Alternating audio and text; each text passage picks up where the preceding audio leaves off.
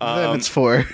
So I haven't seen any of the Saws past Saw 1. Apparently, this new one is the best. That's what I hear. Like, hands down. I'm like, well, fuck, I gave up on this fucking franchise long ago.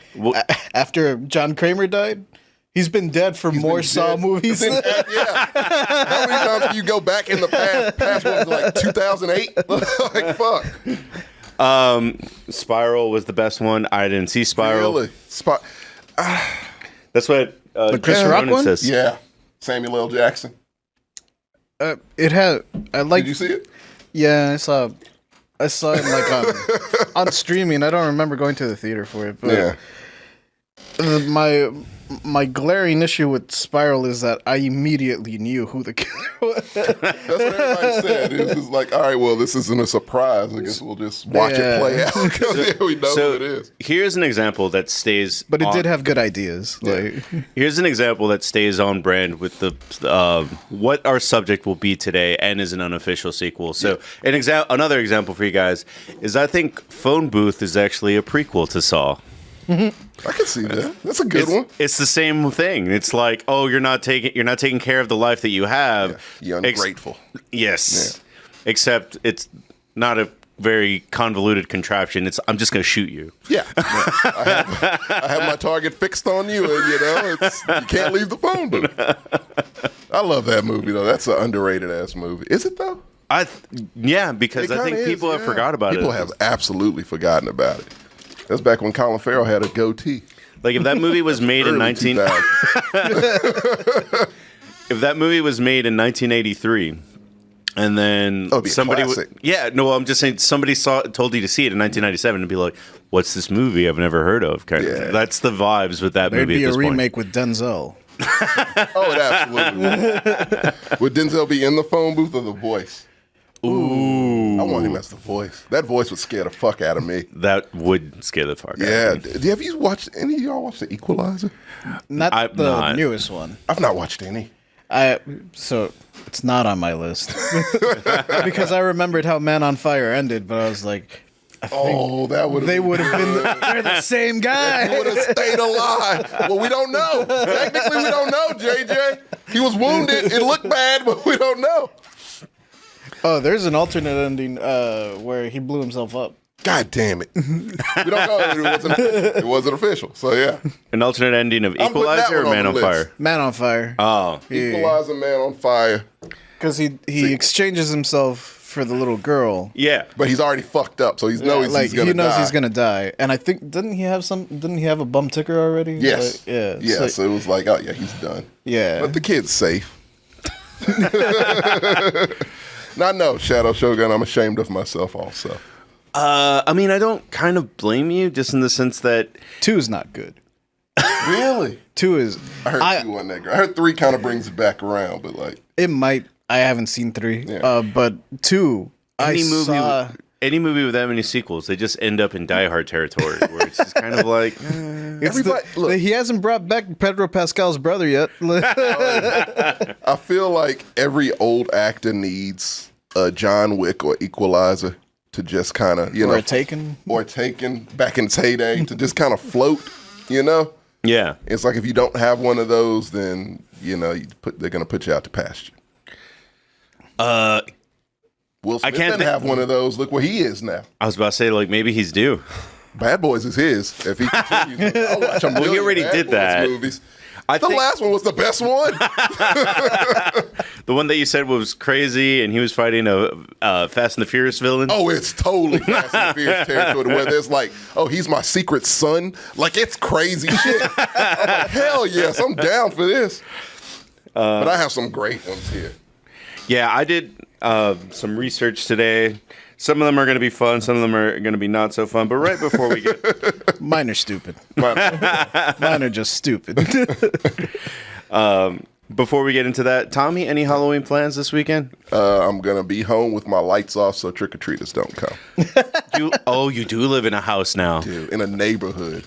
A deep neighborhood where I know it's just going to be trick-or-treaters galore. You need to get them Dutch colonial windows. I do. Oh, just like shut them. Yeah. Well, I mean, it's the Amityville house. Like, people just So here's avoid the it. thing. I do have the Amityville windows, but it's a one-story house. According to Chucky, Dutch Colonial is the most evil house there is. Really? Yeah. I can see that. And then he lists off a bunch of them. Like, it's not just the Amityville house. It's like, and he lists off a bunch of horror movies, and he's like, man, Dutch what the Colonial. fuck? Well, if your house has eyes, then yeah. And they're always mad. Always bad eyes. Well, I mean, your house already had dark fingerprints everywhere, so. It's halfway there. Look, Any man, strange noises at night? a few. You ignore it. It's best to just ignore it. You know, don't give them anything. Don't set up a camera. Don't. No paranormal activity shit. I'm not gonna pry. You can bump in the night while I'm asleep all you want to. I was range. really not into any of the paranormal activity movies that I had to see. The one part that I thought was cool, and I don't know how they did the effect, but it's when you with an Xbox 360. Oh, thanks. With an Xbox 360, it apparently sends infrared lights that you can see with the lights off. You can see ghosts with, Yes. with the old Xbox 360 infrared. They didn't know the technology they had back then because every paranormal investigator uses that now. So. Oh, really? Yeah, I haven't watched the Kinect, ghost hunting show in forever. Me either. They used to entertain the fuck out of me, and then I just kind of got bored with it. Well, even Ring, I heard about this recently. For the month of October, if your Ring camera catches any sort of paranormal activity, they'll give you a reward. Shit. Yeah, I've seen so I do watch this one YouTube channel called Slapped Ham every so often where he does like paranormal videos. It's a lot of Ring cams where it's like, oh, that's a person walking, then they just disappear. But I'm like, is it, or is it just like a malfunction of the fucking Ring camera? Well, I've had that happen to me in like life. I trust your eyes over a Ring camera. Sure, well, that's not good. Well, yeah. This was like 10 years ago, probably now. But I was trying to like lose weight, but I didn't want to. I wasn't working, and I also wasn't sleeping well, so I was awake like all night. Yeah. I wouldn't wake up before the sun came out and just like fucked me up. So I was like, well, if I'm awake all night, I'll just go to the local park at like 3 a.m. No one's there. So and it's really close to my house. Like, it's not that far. Yeah. So I would just like sneak out of the house. I mean, sneak out. Like, I wasn't doing anything fun. Yeah. But one time I had like this hair up my ass. I was like, you know what? I'm gonna take like the long way to get to the park and like explore the neighborhood. And there was these like little like duplex style apartments where it's not really a duplex, but it's just 2 stories and like 6 apartments. And the upstairs, like the second floor, the stairway on the corner like looped around, and then it came down like on the side. I saw a girl in like a big gown, and it was the weekend, so I was like, oh, must have had like a quinceañera or something. Yeah. And you know, it's 3, so it's barely wrapping up. Makes sense. Yeah. It's a great party. And I saw her like go up the stairs, and I was like, okay, she's gonna turn around now and like go into one of the apartments up the stairs. Yeah. She never appeared again. Like, as soon as she rounded the corner and like on the stairs and she was out of my field of vision, she didn't pop up again. What the fuck? That's weird. I don't like that. Oh yeah, I stopped going. It's time to go home. Yeah. Okay. Maybe I should try sleep. Okay, the lemon version is really good. The peach version is terrible. By the way, guys, 99 cents? no. It's 99%. I see what they did. Clever Arizona. Real clever. I think every like legit beverage brand is doing a hard. So you could Coke. Still waiting for Capri Sun. I'm telling you, if they do it, it's a They game don't make changer. those. Aren't they the ones behind them frozen margaritas that come in the bag? I always thought it was the same company. It should be. They need to buy them out. Capri Sun is sleeping. Like, you're missing out on money, Capri Sun. I mean, that an adult Capri Sun, like, that's the millennial life, just comes full circle. Look, We already have adult Lunchables. Call it charcuterie. any company that doesn't know how we operate is a fucking idiot. Nostalgia. Anything nostalgic is gonna make you fucking money. You dumb fucks. Like, goddamn, man. Capri Suns, charcuterie boards. If you call the charcuterie board a Lunchable, more sales. I guarantee you more sales. Adult Lunchable. If HEB sold that party pack as adult Lunchables, I would buy 2. You gotta have the logo. You gotta have the logo. Yeah, that shit sold out. Like, come on. I mean, Disney has mastered that, the art of These nostalgia. motherfuckers are remaking movies they already made. Like, come on, man. Just can we go see them? Because, it's our childhood. I would love to see Little Mermaid in live action. Why not? I mean, I bounced out after The Lion King. Lion King was fucking horrific, and I never went back after Lion King. Wait, which came out first, Lion King or Aladdin? That was the same year, actually.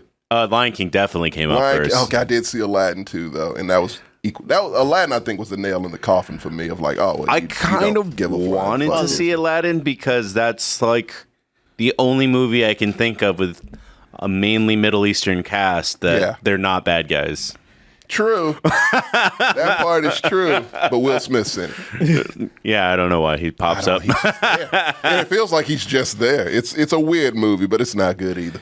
I mean, on the note of... It really just makes you want to watch the old version. Yeah, I want Robin Williams. I don't want you, Will Smith. Well, that is the nostalgia Neither thing. does Jada Pinkett. It's the new it's the new Coke thing. It's like, oh, this new Coke is pretty bad. Well, here comes the original Coke, straight out of the Disney vault. Aladdin's coming back. We've sold more Cokes than ever. According to Dojira, I don't know this because I don't keep up with Hollywood news too much, but Bad Boys 4 was canceled thanks to the slap. I think it was postponed. But yeah, they need both. Martin Lawrence definitely needs it. Will Smith. So no, I think that one. I mean, that might be the only movie people want to see Will Smith in at this point. I'm down to see Tarantino grab him for. Remember when he thought he was too good to be in Django? Oh yeah, yeah, I do remember that. And then he did that movie Emancipation on Apple Plus, and it's just like it wasn't good. No. It's just like, bro, your ship has sailed and you slapped a dude. On the night you won an Oscar and people forgot you won an Oscar. I didn't know he won an Oscar. Cloned himself. Gemini Man? Yeah. That shit was terrible too. Yeah. It was really bad. That was a Netflix one, right? No. Fuck. It was in theaters for a while. Then it went to Netflix and like no one liked it. And then Bright was on Netflix. Bright was on Netflix. And Bright sucked. You want a fucking great premise gone to shit. Yeah. That was an amazing idea for a movie, and it was terrible. I don't understand how they fucked that up. I don't know how you fucked that up either. That's such a good idea, and you fucked it up royally. Everything you shouldn't have done in that movie, you did. It's like, god damn, man. Like Netflix, that's the shit with Netflix. They'll make a Fear Street, which I love. And then they'll make a Bright, which I'm like, I should cancel Netflix. I really think we should get a script together and just send it to Netflix address every day. Strike is over. We're in there again. I actually saw a movie this last weekend that I was really weirded out because it kind of got money, but it didn't get any really big actors. Like the dude from Drew Carey is in it. That's about it. But it was written by Tom DeLonge. What? Yeah. What movie is this? It was called Monsters of California. Like, I've never heard of this movie. Oh, dude, you got to see this trailer. Because the trailer sells it so well, and then you watch the movie, and I'm like, I see the idea here, but it wasn't. It didn't come together fully? No. I will say, I think the kids ruin it. Like, they're just bad kid actors, which even Disney doesn't always hit the mark with good kids. And animals. Yeah. It's the toughest thing. Yeah, you could 100% tell this movie was written by Tom DeLonge. There's a lot of space and... Oh, it's literally about aliens. Oh, yeah. Do I have your attention now? That looks horrible. They got my $3. You give him his $3. No, you know what it reminded me of? A much better movie that I recommend highly is The Vast of Night on Amazon. Oh, yeah? Very good. It was like low budget, but it's like set in the 60s, like a small New Mexico town, and like this weird signal hits them and it's aliens. It's very good. That looked like it had potential like a son of a bitch. Oh, 100%. But you had Casper Van Dien in it. So that kind of tells me everything I need to know. Joe Giro's like, it's a Starship Troopers prequel. But no, it was just, I was like, that's such a fun premise because they fight Bigfoot in the middle. There's ghosts and there's an alien. I saw so much potential there. Yeah. It could have been a little Goonies. It could have been like a little, like a hardcore Goonies, basically, a little just, you could have done a little Monster ET, Squad. Little Monster Squad. Like you could have done a lot with that and it didn't look good. It's weird because it's teenagers and normally teenage actors aren't the worst. No, I thought when you said kids, I thought you meant like children. No, Yeah, they're I like thought you 16. Oh no! Did he find them like at a skate park or something? Because like it looks good. It looks professional. Drove up in a van. Hey, you kids want to be in a movie? Yeah, you want to be in a movie? Ironically, the only one that plays okay is just the stoner kid whose job is just to be stone faced and It's like the easiest acting you can do. But like the direction looked good. The production value looked like it was good. it had more money than a lot of sci-fi shit that I see. Crazy. Yeah. It looked like it had more money than that Loch Ness Monster trailer we saw earlier. We just started clicking on random trailers when we Yeah. got here just because. People don't do trailers anymore, man. Like it's a lost art. Well, I mean, at least that didn't give.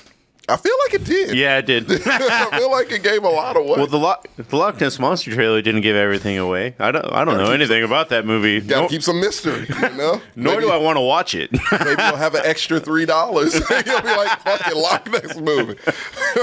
I mean, because we were just watching random trailers, so this one caught my eye, and then like the Dark Harvest caught my eye, but I'm not sure I want to pay for that. Yeah. It's so many, like the only movies that Is make... that the episode of Invader Zim? What? You know it is. It's definitely an episode called Dark No, Harvest. there is an episode of Invader Zim called Dark Harvest. This is the one where he takes all the kids' organs. I missed that show. This one's like 1930s or whatever. It's like Jeepers Creepers era type. It's got a name. If they just changed the title. I'm pretty sure that's the title of the It's book. the title of the book. You remember they used to do that? They used to change the name from the book to the movie to just say based on this book. But that's such a generic ass name, and that movie actually looks cool as fuck. Like I actually kind of want to see that. What was the Bautista movie that came out in January that everyone actually said was pretty good? The M. Night Shyamalan? Yeah. Knock on the Door? Something like that. something like that. It was. I remember it was Knock on a Cabin or some shit like that. That is based on a novel, and they changed the name. So M. Night will never tell you that. He'll take full credit for that shit. I will say, like, at that note, doesn't that make like 3 projects in a row that M. Night's been like, I'm just taking this? Yeah. Because Old was also a comic book. Was. Yeah. It was. The Sixth Sense is based off an episode of Are You Afraid of the Dark? Oh, it is. So hasn't had an original idea since Signs. Lady in the Water, Yeah. which was horrible. Well, And on that bum. I don't watch M. Night Shyamalan movies. They're not Yeah, very me good. neither. Well, actually, the one was good. I forgot the name of it. The Visit, I think, with like that was fun. But that was like his hey, remember me? I'm M. Night Shyamalan, and no one would give him money. So it was on a fucking shoestring budget, but it was probably one of his best movies. And then they started giving him money again. And we got old, and I'm like, all right, man, stop giving this man Too far. You need to keep him Oh no, I'm sorry. just above broke. Yeah, because we got Split, which wasn't bad. That came out after The Visit, I think. Yeah. And then we got Glass, which was fucking terrible. And so, yeah. Don't give him money. JJ's right. You give him a certain amount of money. I like how he let Signs just run away. Like, he wrote this movie, it was one thing, and then people are like, what if they were demons? And that's why they're afraid of water. Man, you were so right. People were just coming up with shit. It was like, no, it is what it is. It is what you saw. It's no more. It's not deeper than what you saw. I will give him somewhat credit, and I I know I'll catch some flack for this. The Village isn't horrible to me. That's fine. It's not good, but it's not as bad as I feel people said it was. I get what he was trying to I think everyone was just like drinking too much of the Kool-Aid at that. That was like his third. Yeah, people were still on the Kool-Aid. That was like right after Signs, so people were still like, "Oh, he's He never misses." Yeah, because Signs is a movie that doesn't hold up well. Oh, that really? one scene still kind of holds up well. Yeah. But like the rest of the movie, the dude like, yeah, it's like, oh my god. Was it a scary movie that made fun of it where it was just kind of dancing? Yeah. Oh, yeah, but no, M. Night, just don't give him money. You see what happened when you gave him a bunch of money with The Last Airbender. Is he redoing the show, or did they take that? Fuck no. They took that so far away from him. As well they should. Like, we have actors of color now in it, which is great. Oh, that's right. Like, they did the appropriate casting for it. I can't wait for that show. I'm really, really curious about that one. Well, guys, speaking of shows, we're about to kick off ours. Thank you all for coming out, and this is the Sync Countdown Top 5 Unofficial Sequels. the smoother IPAs I've had.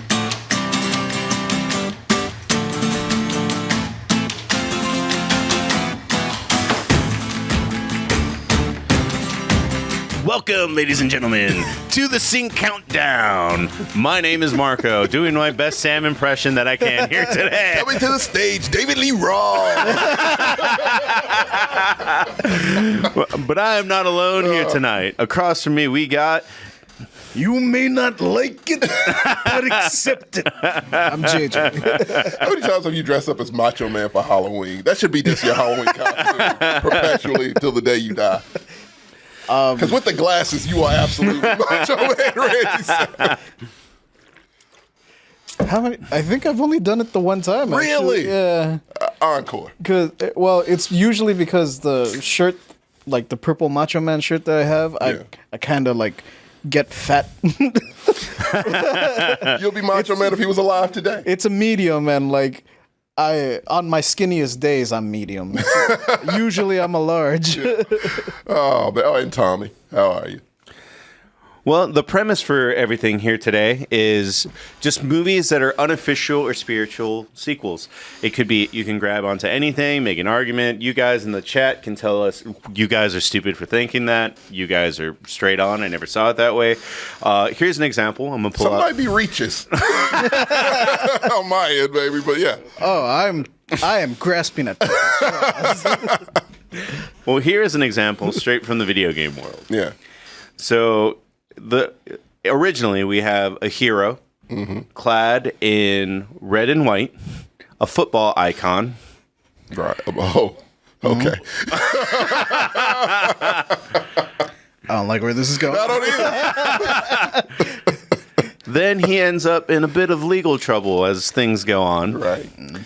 And so he has to change his name. Doesn't know what to change it to, but he likes the colors red, white, and black. So he decides to stick in those colors. Including his race. I got you, yeah. Decides to stick with the game that put him in jail, animal fighting. Oh, God.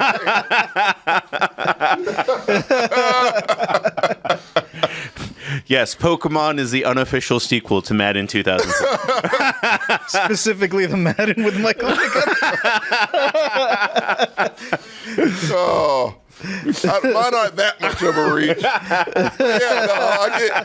that's what we're doing here today. Like, it's literally like, for me at least, it's movies that aren't even remotely like sequels, but they should be sequels, and it might make for a great franchise if they were sequels.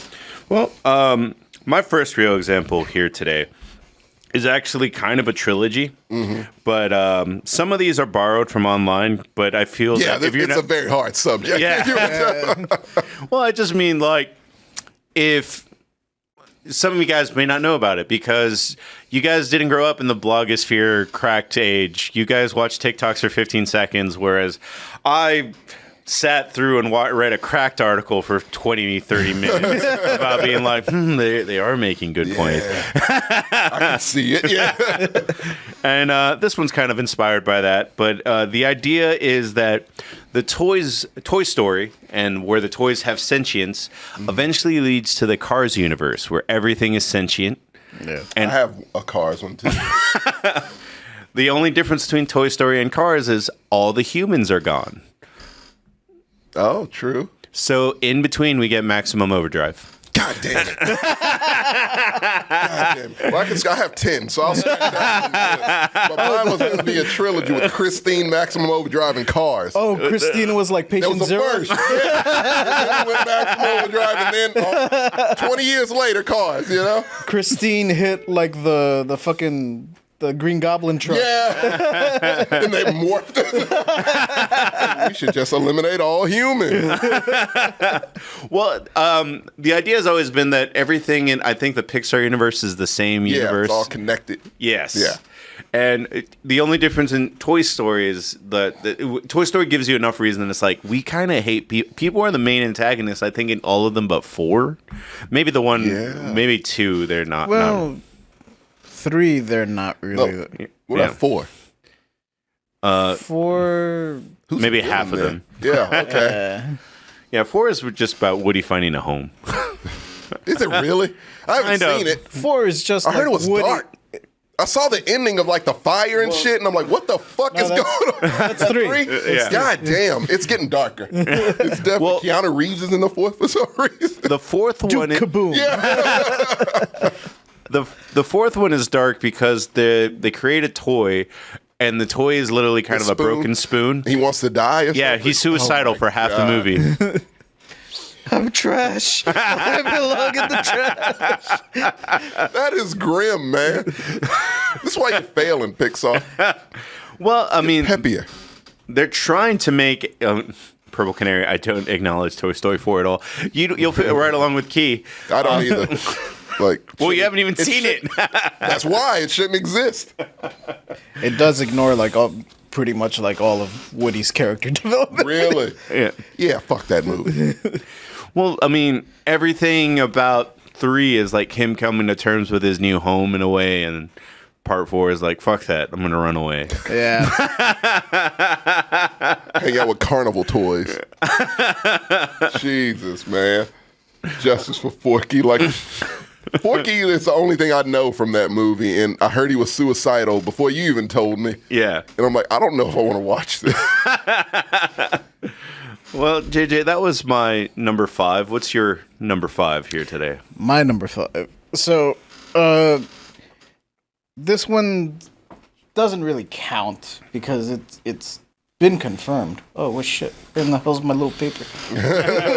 Oh no, my list is gone. But there was this little movie in the 90s that didn't get a lot of attention, directed by the great Paul, at the time, Anderson. Now Paul W.S. Anderson. Oh, no. I thought you were going Thomas. Okay, oh, fuck. I picked the Resident Evil one. Okay. Starring Russell Crowe, movie Soldier. Yeah. Soldier. Kurt Russell. Yeah. Sorry. Yeah. Kurt Russell. Oh, where you going with this? So, yes, Jojir is right. It does technically take place in the same universe as Event Horizon. Really? When he lands on the junk planet. So for those who haven't seen Soldier, it's a movie where Kurt Russell is basically Master Chief. Mm-hmm. Also, this is also the origins of Halo. He's part of a top secret government program where they kidnap children and they train them to just be soldiers from birth. You don't feel, you don't nothing. You fight. Yeah. All he knows is violence. Yeah. So he grows up and is like, the best soldier in the universe. But, the government's like, we can do better. Yeah. We need, the only flaw with Kurt Russell is that he's getting old. We need a younger one that doesn't age. So, yes, the connection I'm going to make is that it is also connected to Blade Runner. How? How is this movie connected to Event Horizon and Blade Runner? After the government disavows Kurt Russell, his name's Todd in the movie. After they get rid of him, he lands on a junk planet. Mm-hmm. So it's literally like a scrap heap. Right. Some of the wreckage that you see is the wreckage from the ship in Event Horizon. Like, you see the name of the ship on there. Nice. And you also see a lot of the same like carriers and craft that they use in Blade Runner. On the junk planet? On the junk planet. Okay, that's legit. And it's because the script writer for Soldier was also wrote the script for Blade Runner. So in his head, he was like, yeah, this is the same universe. Yeah.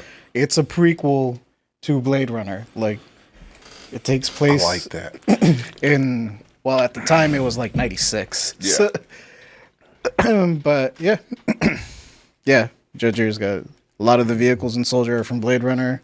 Oh. Not only that, it also it's one of those neat movies to like watch and pay attention to the little stuff in the background, because when they pull up Todd's file and they're showing you like all his accolades, all his awards, they're all references to Kurt Russell's movies.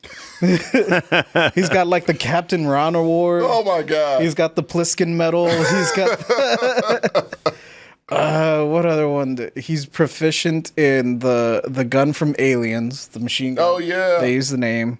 He's proficient in the Doom Mark IV BFG 5000.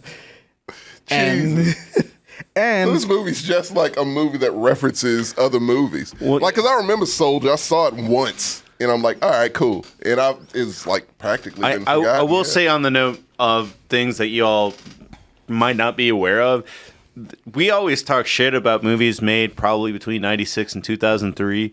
Soldier is one of the good ones that no one talks about. Nobody talks about it. It wasn't bad. It was just like, all right, cool. It's a good movie. I wasn't mad at it. It was before Jet Li and Jackie Chan kind of really super took off. I mean, they were making good movies. Like Rumble in the Bronx, I think, is 95. Jason Scott Lee's the bad guy in it, in Soldier. Holy shit.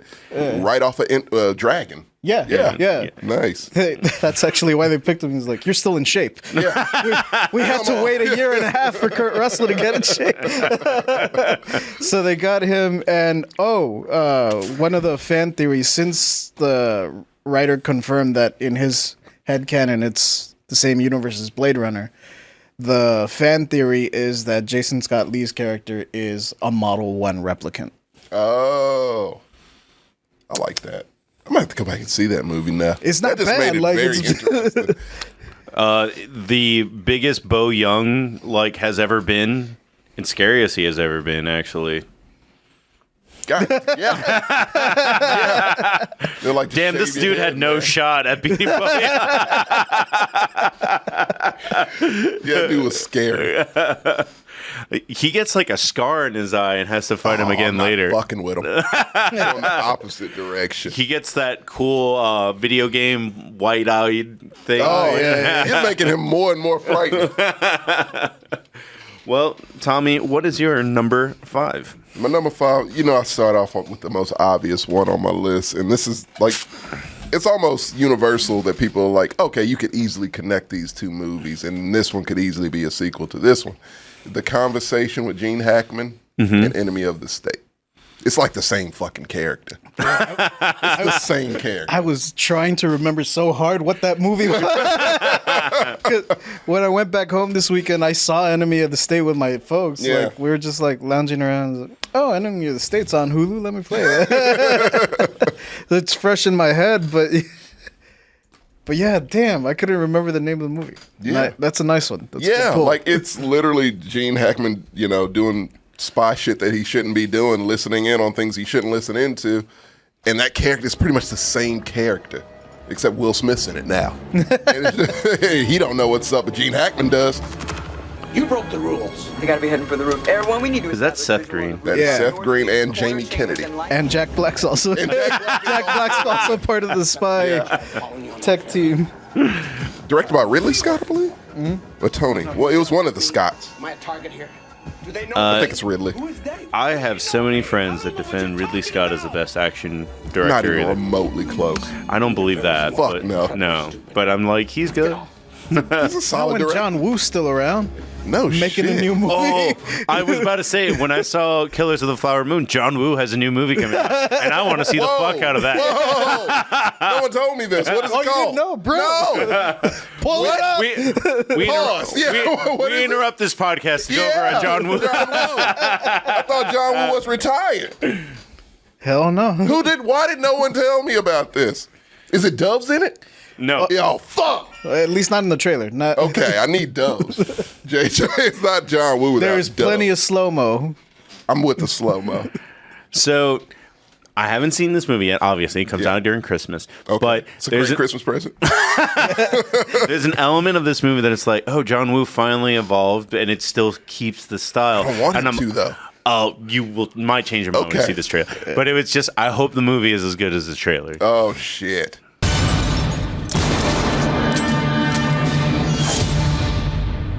It's like 5 Silent Nights that exist. This might be my favorite. Hey, look, I'm proud of him for trying to get that Christmas residual money. Yeah, smart. This is going to be a part of my new... Yeah. Absolutely. This Violent Night? Yeah, Violent Night is actually entertaining as fuck. Yeah, this is great. That was great. Like, I want to see that so bad. Fucking hell. When that sequence where he's shooting the dude and he runs out of bullets, I was like, I missed Gung Fu so bad. Equilibrium style. It didn't get enough shine, man. It really didn't. See, that's what I was thinking of the whole time JJ was talking about Soldier. I'm like, damn, Equilibrium is another one of those 90s movies that nobody talks about anymore. Nobody. Well, no one really talked about it at the time. That's also true. It was a straight up DVD, like you rented Equilibrium. Badass. No one knew it was even like a movie. It's like it only existed at Hollywood Video. Only Hollywood Video. No one had heard about it before Hollywood Video. I don't think I know anyone that owned it. No, I don't know anyone who actually owned the movie. A friend would rent it and you would watch it and it'd be like, that's a badass movie. And then nothing else. And then it was just a thing of memory. And then we bring it up now. It's just, watch Equilibrium. It's not great, but the action's amazing. So yeah. Yeah, The plot's terrible. And young Christian Bale. Young Christian Bale. Oh, and Sean Bean. Sean Bean He is does also die. You can guess what happens to him. Yeah, that's what he gets paid for. Well, let me go with my number 4. My number 4 is a little bit, and this is just a little bit of a fun one. Okay. After all the darkness with my fake example, my real example one. Yeah. I'm going to start with the Breakfast Club. Okay. Bender being a big rebel in a jacket, and he takes that attitude and he becomes played by Brendan Fraser in Airheads. I like that one. Let's just look them up real quick. Yeah. The Lone Rangers. We're just spitting out obscure, underrated movies, right? There's Adam no way the Sandler's Breakfast Club is obscure. No, Airheads. I used to love Airheads. It's funny. It's like it's one that's well known and one that's pretty obscure. Yeah, which means it's perfect. You have sequels for these movies, people. Because I did it too with Soldier and Blade Runner. Yeah, Everyone knows Everyone Blade knows Blade Runner. Runner. What the fuck I is saw one. I Soldier? was like, what is Soldier? So Breakfast Club Bender, when he grows up, just channels it into music. Becomes a failure as an adult. Has to He take was a radio. failure as a He kid. was a failure as a kid. Absolutely. For those of y'all that haven't seen Airheads, wow, that plot is so obscure. It is. The whole It doesn't It's work. outdated. Yeah. Outdated the plot whole for thing is like, we got to get our song played on the radio, and that does not matter anymore. No one listens to the radio. And so they take a radio station hostage and people gather and it's a whole, let them play their song. It's a fun movie. Adam Sandler, also, like one of his first. Like, was that before? That was before, like, all of Adam Sandler's shit, right? Candid Duality brings up a fun point. He's literally the agent in... He is. Goddamn. That's his brother. Yeah. Unofficial sequels. Yeah, that's what it is. JJ, what is your number 4? All right, my number 4. This is where I'm gonna get stupid. All right. This is I think I've mentioned this story previously. Shout out to Edward, friend of the podcast. When I was still living in Eagle Pass, and I was out of college and just working a regular part-time job. One of our favorite pastimes with me and my friend group was just going over to our rich friend's house and watching movies, because he had these big ass loungers and a big ass TV. It was just the best place to watch a movie. Right. So we went over to his house quite often and watched movies. One of the times, we watched Predator 2. I love it. One of my favorites. Predator 2, starring Donald Glover. Danny Glover. Danny Glover. Not Childish Gambino. I'm doing this a lot. I'm fucking who is also in Lethal Weapon. Yes. So. And is a cop. Yeah, is a cop in both. I don't know what brought this on, but I had the random thought of what if in Lethal Weapon 1, Riggs dies? Highly believable. And Murtaugh just can't deal with the trauma, but he's still a cop. This was before, it was the 90s. The cops didn't give a shit. No, you sucked it up, yeah. You suck it up. But now, in his psychosis, he just calls everyone Riggs. So, his partner is still Riggs. Yeah. The female partner is Girl Riggs. Yeah. When he finds out that the Predators didn't kill her because she's pregnant, Baby Riggs. And then when he finally meets the Predators and they hand him a gun because they show him respect, Space Riggs. That is my headcanon. That is... I could totally see that being. I really want this to be real. I could totally see that being Murtaugh. God damn, that's a good one, actually.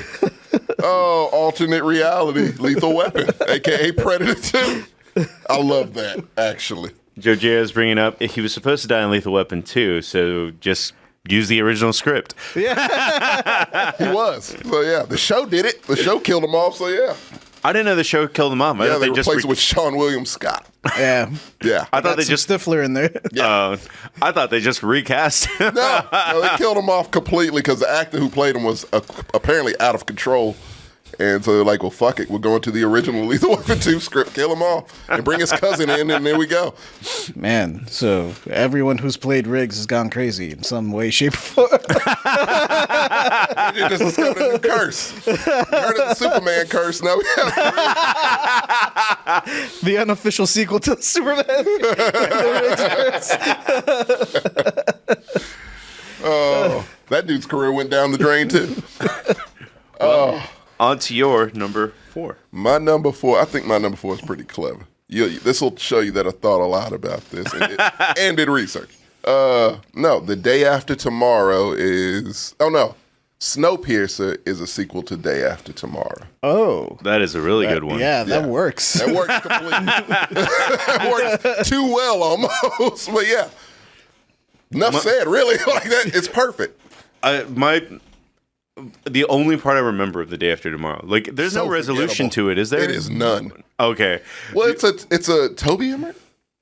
Roland Emmerich. Roland Emmerich. Yeah, it's a Roland Emmerich movie, which he's just going to destroy shit and have no resolution. Oh, okay. So that's the guy that did 2012? All the disaster movies. Any disaster movie you know. That Moonfall one, too. Oh, that shit is bad. As well as Independence Day 2. As dumb as the premise of Moonfall is, you might find this hard to believe. Once you actually watch it, it gets dumber. Oh, it's dumb as fuck. And I know he directed the original Independence Day as well. Yeah. I will not give him credit for that. I will give him credit, though, for Independence Day 2, which is one of my biggest guilty pleasures ever. That is one of my quintessential so bad it's good movies. So it's this shit is fucking stupid, but I'm in it because Jeff Goldblum's there. I do like watching things just because Jeff Goldblum is there. Yeah, and the world's literally ending again, And it's just like Jeff Goldblum's there, Bill Pullman's there for whatever reason. He's fucked up at this point. That movie, go back and watch. Like, if you can appreciate that movie for what it is fun. Like, it is just a fun fucking disaster of a movie. You get a giant alien that they fight in the desert. Come on, man. How can you not love that? Like they box it? Like No, it like for whatever reason, it's a big giant alien version of the aliens that we know from Independence Day. the one that was It's the mother. Yeah, you remember the little weird tentacly thing? Apparently okay. it's a mother who's huge. Who's a giant. It's like It's a kaiju? It's a straight up kaiju. And like that shit was so entertaining to me. I'm like, people are gonna hate this, but I love this shit. It reminds me of Pacific Rim 2. People. Oh, I forgot about that one.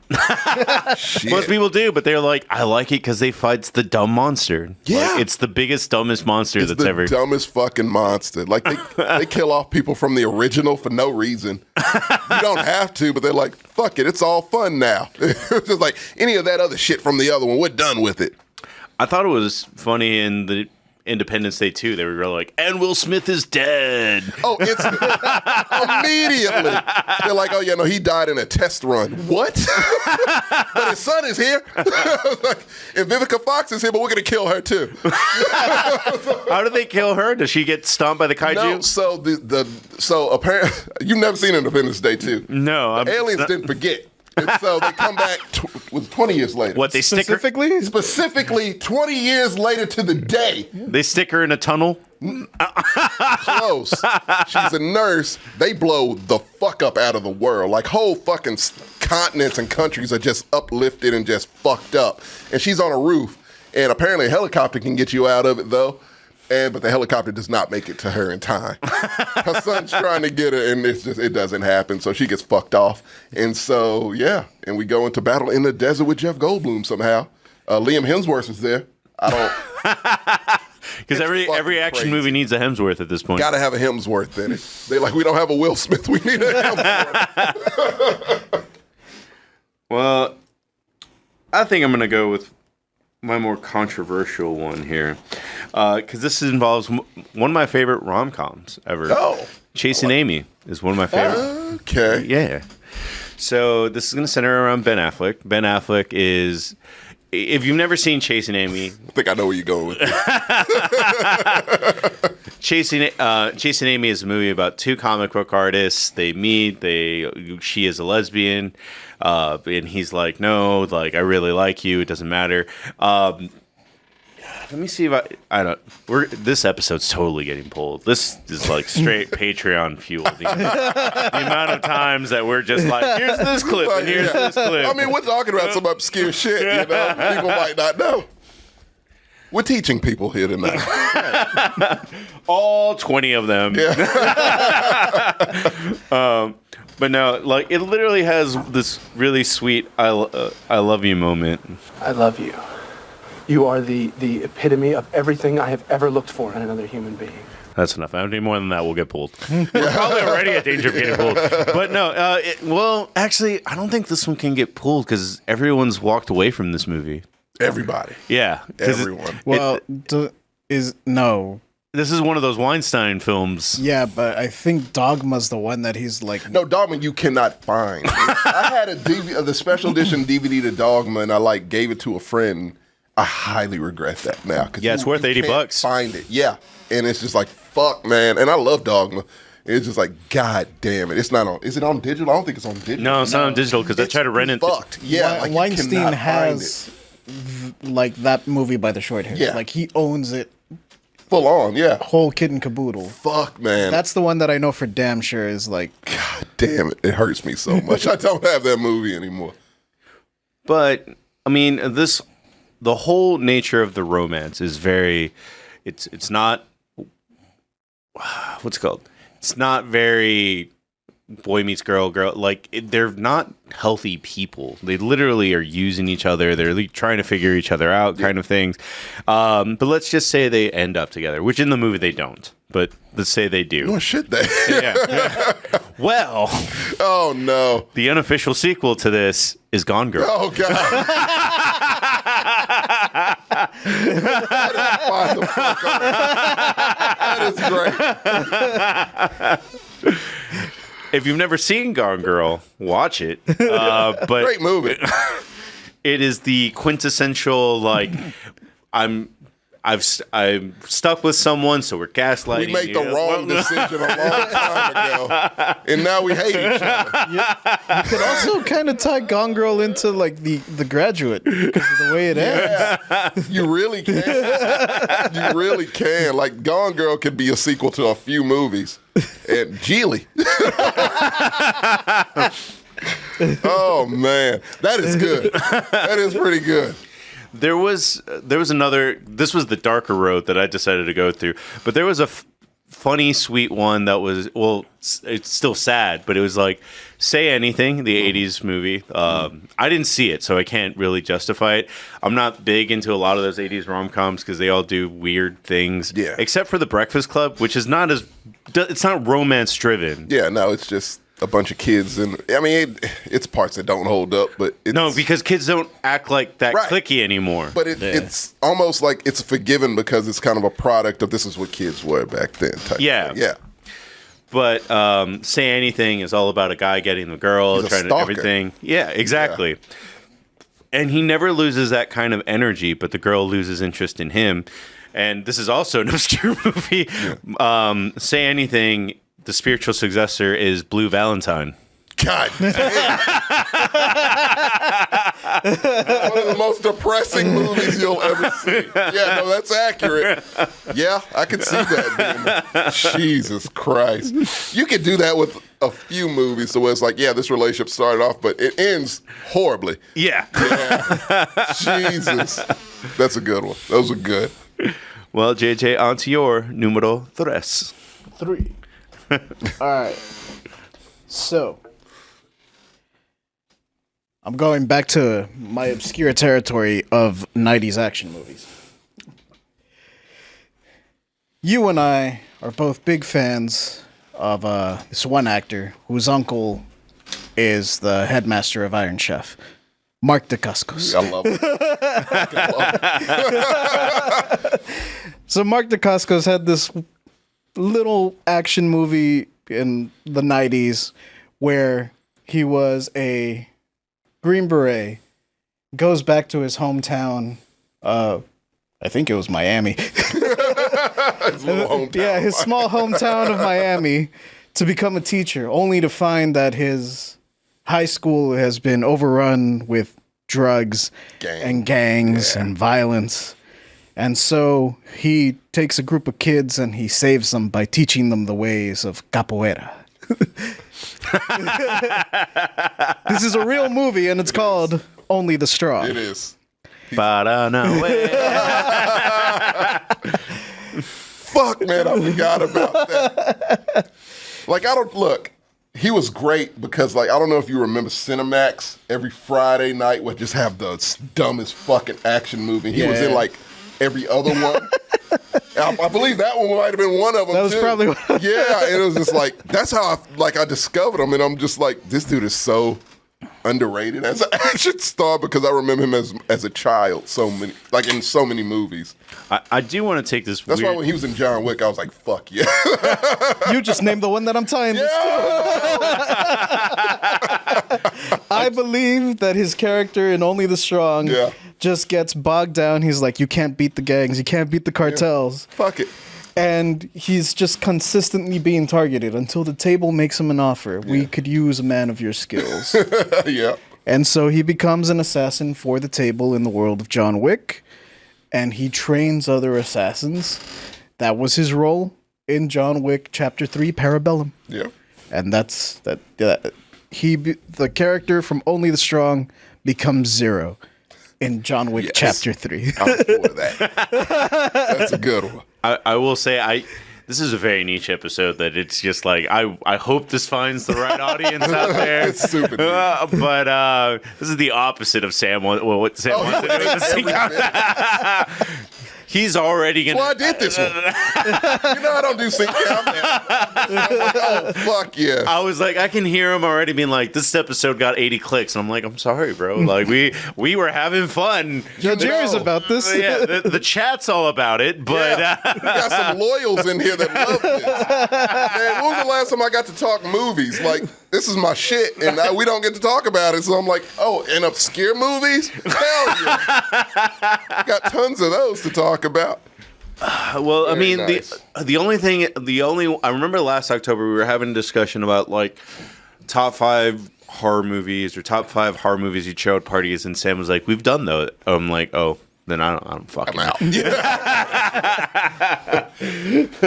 But yeah, Shadow Shogun. Well, Sam ain't here. Let's keep the party going. I'm with you. And speaking of Halloween, my next one is one's a horror movie. And one is a realistic horror movie. But to me they are perfect sequels. And it's One Flew Over the Cuckoo's Nest, and the sequel to that is The Shining. Ooh, doesn't he die at One Flew Over the Cuckoo's Nest? Well, act like he didn't. He got lobotomized. He got lobotomized. He's still alive. Yeah, there you go. It didn't take. Something happened. And then he grew it back. Yeah, and then he got out. Bro, you're not too young. We're giving you homework. To literally not one movie we've mentioned on any end of the spectrum is a bad movie. No, even Independence Day 2. But no. These are good movies that we're recommending. I was also going to say, on the note of too young, I was too young to see One Flew Over the Cuckoo's Nest. That movie came out in like the 70s. Hey, look, when it comes to movies, there is no too young. You watch cinema. You can watch that shit back to the silent era to now. Like, it's all fine. But yeah, no. One Flew Over the Cuckoo's Nest. The lobotomy didn't take, or it did take. Something happened, but he got married, had a kid, and moved to the Overlook Hotel and went nuts. Well, yeah, like the lobotomy didn't, like, that's when it kicked in. That's when it kicked in. That's when he started writing "All work and no play make Jack a dull boy." Got an axe and tried to kill his family. And did kill Scatman Crothers. Spoiler, sorry.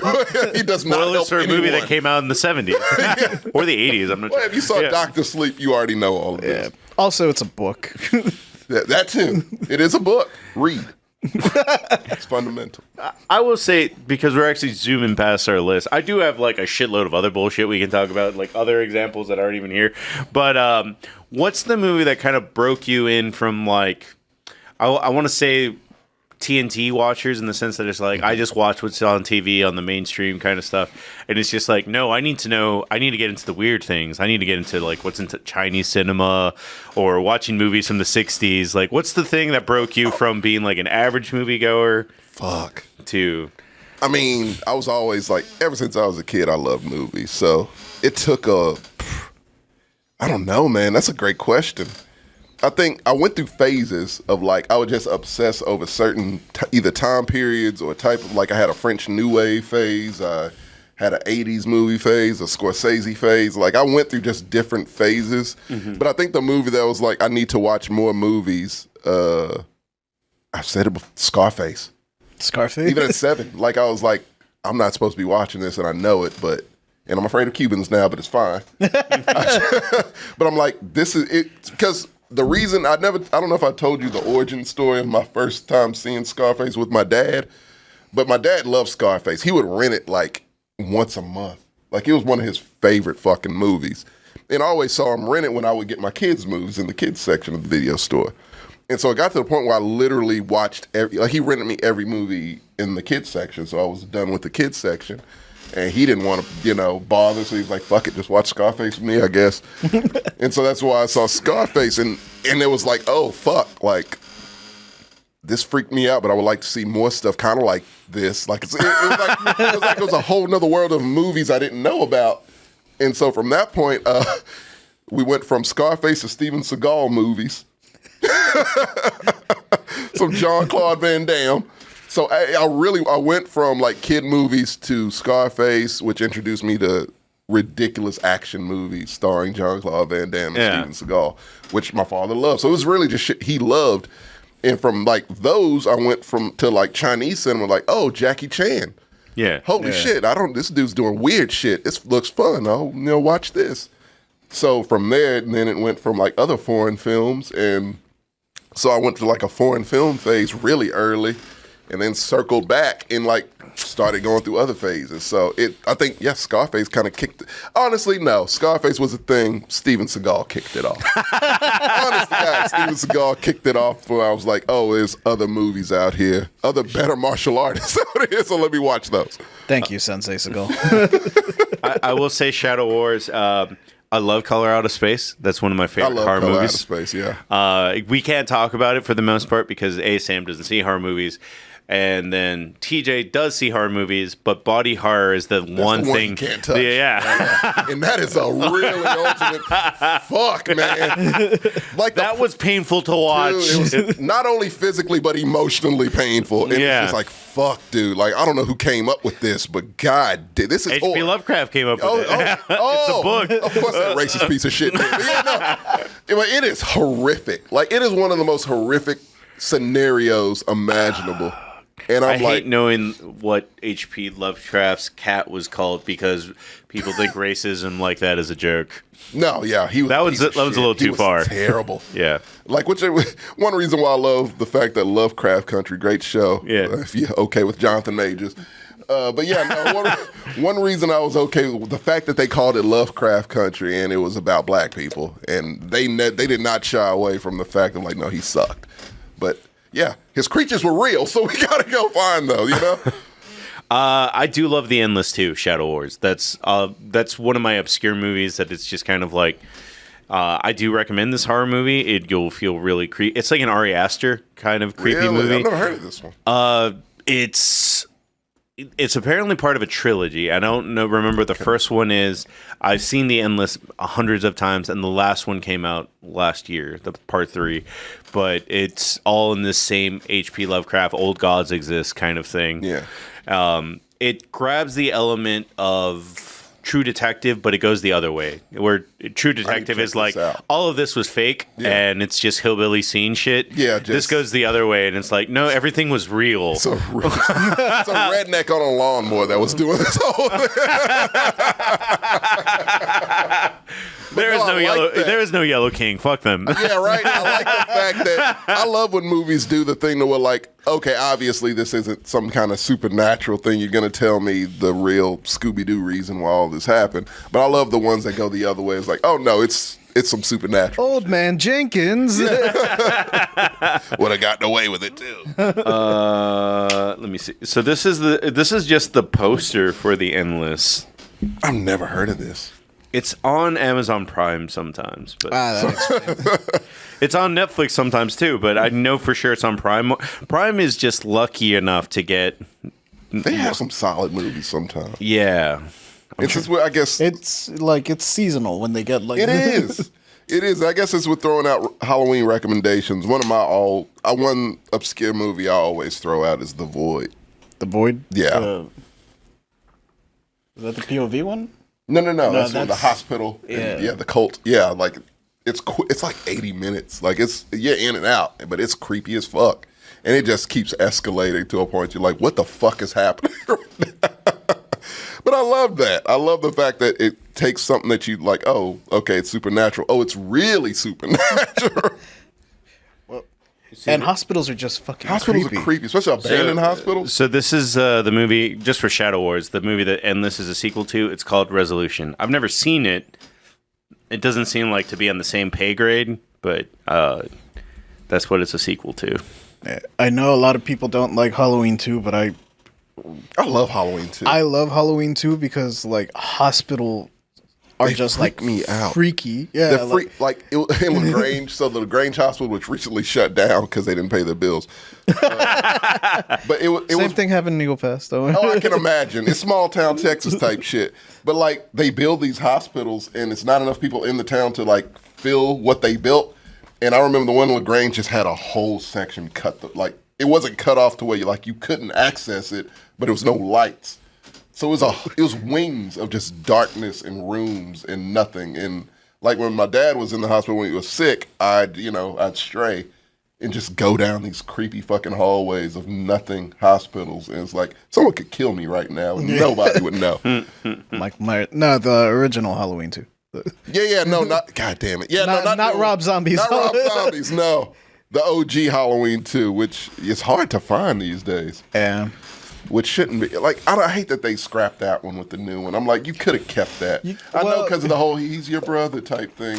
Yeah. It's like the only reason they cut it from canon was like. And also, he's super dead at the end of the. He is very dead at the end. I forgot about that. Yeah, it's like it's definitive. Yeah, he's dead as fuck at the end of Halloween 2. I mean, in this last trilogy for. It had some interesting ideas in the last movie. It did. But for what it's worth, he is super fucking dead at the end of that one. Yeah, it's no question that he's dead at the end of Halloween, the original Halloween 2. Yeah, I can't believe they ignored that for the other 8 original Halloween movies. It's so many that they just erased. H2O they erased. They didn't have to. Well, he's super dead in that one too. You're right. Yeah. Busta Rhymes got to kill. No, that is not H2O. That's Resurrection. Show how much of a Halloween fan I am. How do they keep gaslighting Jamie Lee Curtis to come back? No shit. That paychecks, I guess. Well, I know with She's got an Oscar now. She ain't coming back. I know with Resurrection, the only reason she came back was because they told her, like, well, we're going to kill you off in the opening. So it's the last one. Yeah. And that's why she agreed to do it. And then they get her for 2 more. I know. God damn.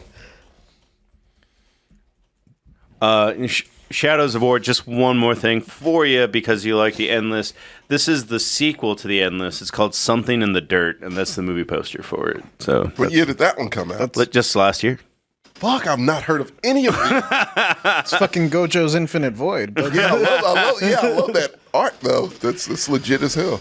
It's kind of sad, kind of cool that only sci-fi horror movies are the ones putting effort in their posters. No shit.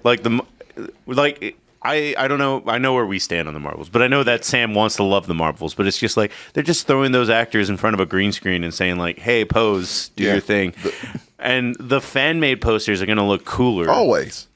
And sci-fi movies, it's just like we don't have any fucking name actors, so we got to sell you by having this cool fucking art. But look how dope this shit is. Yeah. And look, I didn't even see this movie, but I so appreciate that they did that old school poster, new Indiana Jones. Oh, I don't know if you saw the poster of that. It was fucking beautiful. And I'm like, this is one of the best posters I've ever seen in my entire life. I'm still not going to see a movie, but this poster thing. I heard it wasn't that bad. And not as bad as the last one. Crystal Skull? Yeah, with Mutt. But like, it's not great from what I hear. I'll catch it as soon as it's on like whatever platform. It'll be on Disney Plus or fucking Disney Plus. Yeah, like I'll catch it when it's there. I don't recommend seeing the Monsters of California, but the poster is cool. Like pretty dope. They put some work into that. Yeah, like, at least they put work into something. You want to do a take 2? Nah, that's fine. Nah, we got it. Speaking of take 2s, I'm gonna start with my number 2. This one's pretty easy. Also, both of these movies are actually well known. Mm-hmm. Maybe one of them is a little less known because it's fallen off and it came out in the dark ages of cinema, 2000s to 2010. Mm-hmm. But we start with The Goonies. Love it. Okay. Matt Walsh is a giant nerd interested in history and treasure hunts. Yes. He grows up to be Nicolas Cage in National Treasure. Yes! I love that. I love it. Everything about him being like a weird history nerd just fits right it fits in perfectly. Actually, yeah, they that even works. Look not the same, but enough that you're like, I can see it. Yeah, it could be him growing up. I like that one. That's a good one. Let me see if I can find a picture of him real quick. On that note, I hope. Oh, and he still has a data. Oh, yeah. He's got data with Matt Walsh, The Goonies. Why does it not load very well? All right, whatever. Yeah, you definitely have to put Goonies behind that. I forgot about that issue. Yeah.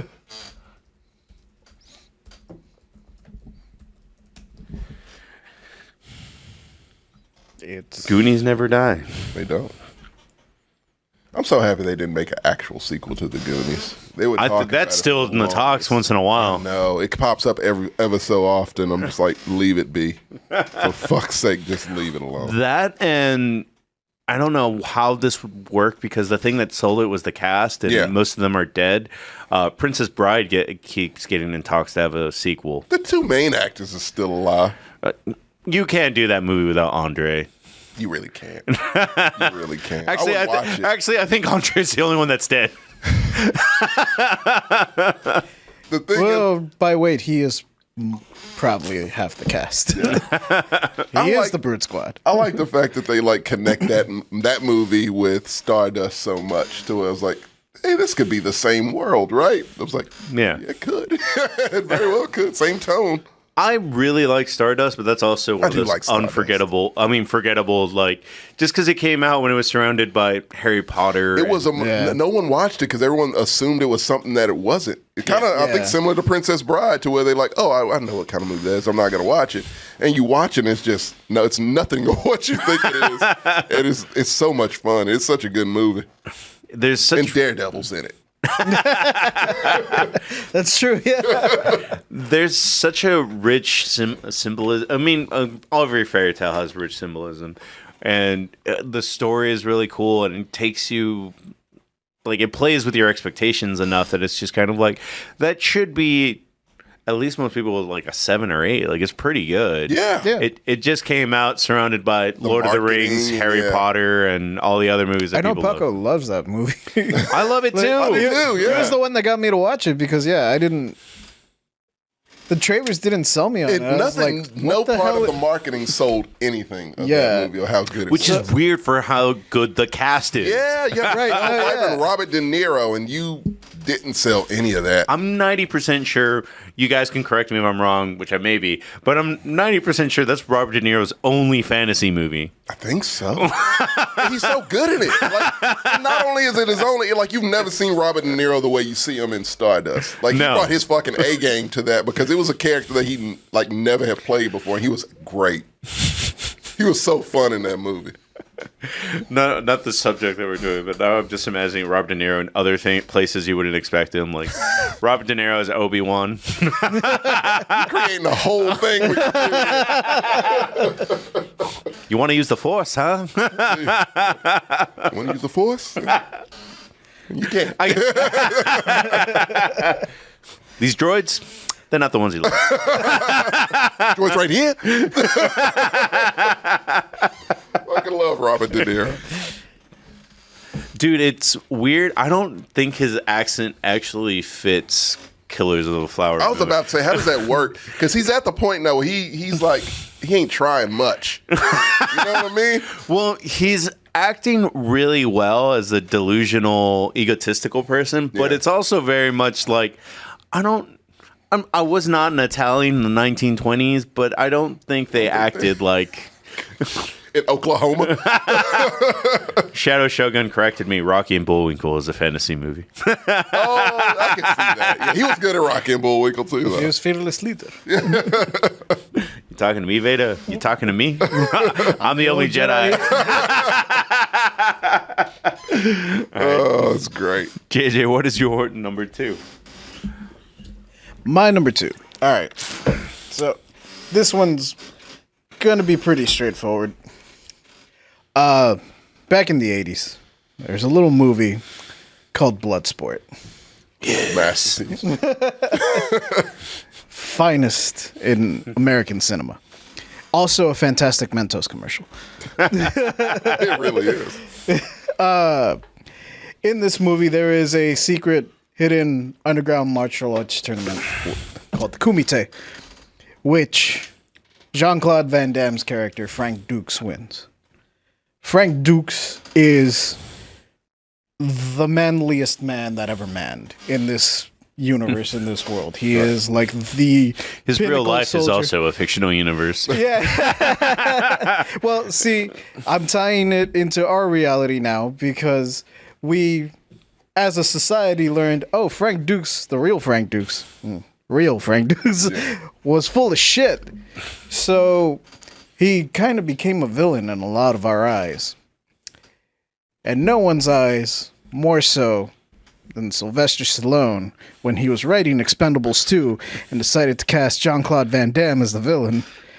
I believe that Frank Dukes went on to become the villain in Expendables 2. Totally see.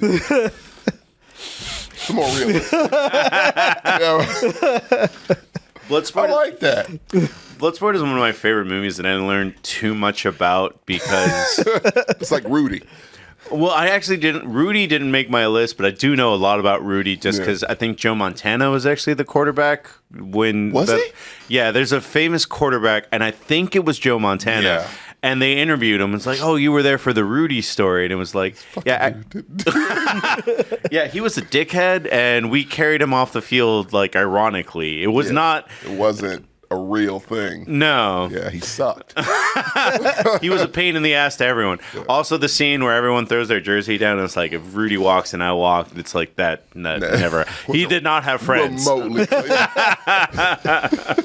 We didn't know his name for like the first few months. Like, yeah, no, that the whole Rudy thing is a piece. It's like completely false. So. Yeah, it was Joe Montana. Okay, but it was just like everything. That's the only bit I know is that you could probably make a movie today about Rudy swindling Hollywood to make a Rudy movie, like an Air type movie. I like that. I wish someone would actually do that. That would be excellent. You probably have to wait for Rudy to die and then ask his I don't kid. think alive Rudy will allow that. I really don't, you know. He's really committed to the bit. He's committed to the bit. I was in a thrift store the other day and saw his biography in the book section. Yeah. It's like, God damn, this motherfucker's really milking this. Did you move it pretty to the much. fiction section? I think I might have. I had it, and I just laid it down somewhere, and I do believe where I laid it down was the fiction section. Just ironic, just not even on purpose. It just happened. There's just so many elements about... So, Bloodsport came out in 1988. I know that because it came out the same year I was born. Yeah. Like, that's how old that movie is. And at 1988, like, I think that's when we're getting, like, our first... Well, technically, the first mixed martial arts thing is Antonio Inoki versus Muhammad Ali in the 70s. And that's a shit show. Yeah. Because Antonio Inoki is butt scooting, and Muhammad Ali is like, I don't know how to hit. It was a total clown. Yeah, it was a clown show, for sure. Usually when they're on the ground, that means I win. So no one knew a lot of things about martial arts at the end of the day. That's... like Muay Thai had just been discovered. Like people in the 80s, they were not watching Karate Kid. And Jean-Claude Van Damme hadn't made that movie yet.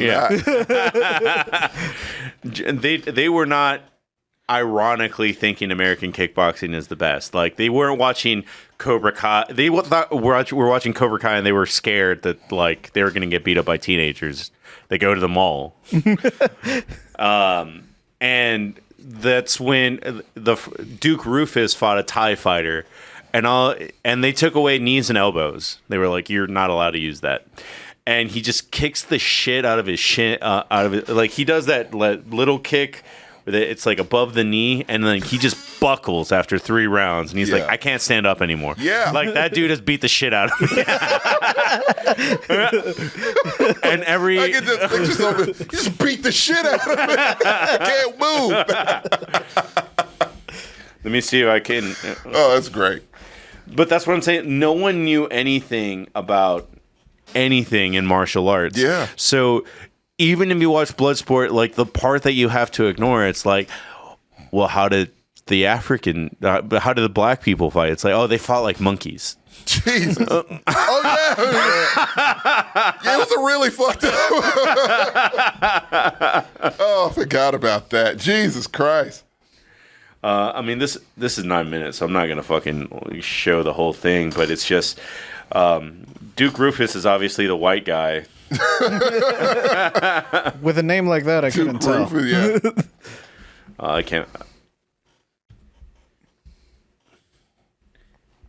Yeah, I still make many a Bloodsport reference. Oh, I do all the time. Again, it was fuck my dad. The Bloodsport was one of his favorites too.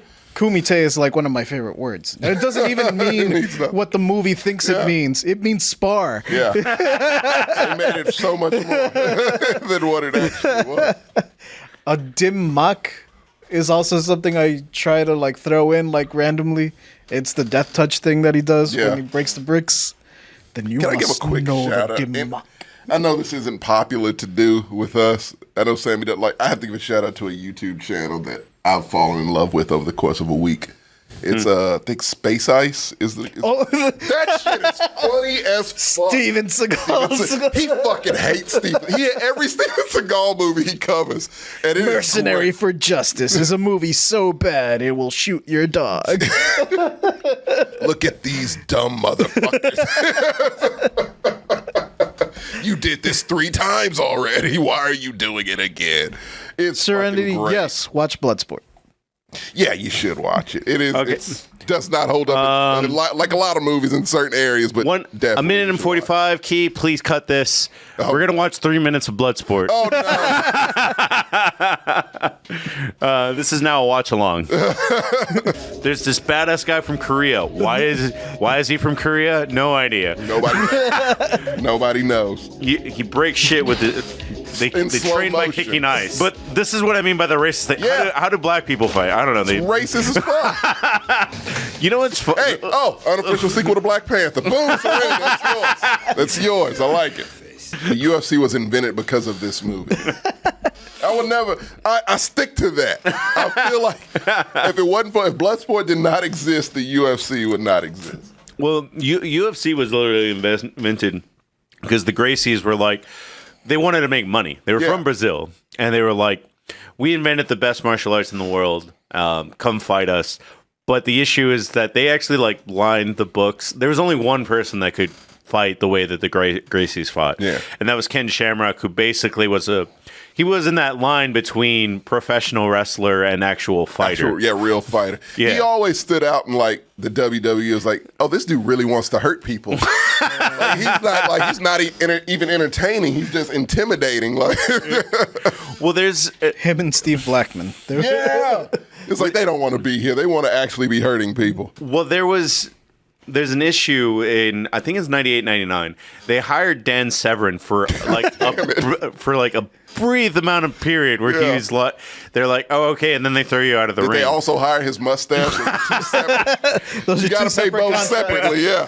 And then Dan Severn was like, but what if I don't want to get thrown out? And Vince was like, okay, you're just not in this anymore. Somebody. Well, I think they were trying to get Dan also for the Brawl for All. Yeah. Only he was smart and was like, nah. So wait, you're getting a bunch of untrained fighters to actually throw hands, like for reals. Yeah. I can't guarantee that. I can't guarantee that I won't get hurt in this, and I have a real fight coming up. I'm not doing it. Shit was wild back then, man. Like, yeah. Well, the OG UFC fighters did not give a flying fuck. Yeah, well, I've pulled out a Don Fry clip just to show that.